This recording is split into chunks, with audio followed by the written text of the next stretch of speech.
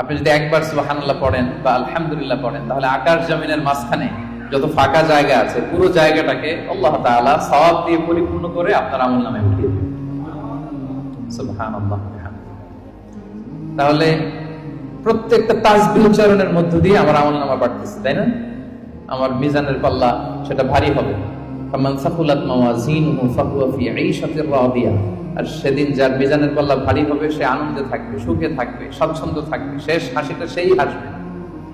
তো এই জিকিরটাকে, এটা আমাদের এডিকশনে রূপান্তর করা উচিত। বি এডিক্টেড উইথ দ্য যিকরুল্লাহ। সবসময় আপনি পড়ুন লা ইলাহা ইল্লাল্লাহ, সুবহানাল্লাহ। ট্রাফিক জ্যামে আটকে আছেন, পড়ুন আস্তাগফিরুল্লাহ। ড্রাইভিং করছেন, পড়ুন আস্তাগফিরুল্লাহ। মিটিং এ আছেন, ফাঁকে পড়ুন আস্তাগফিরুল্লাহ।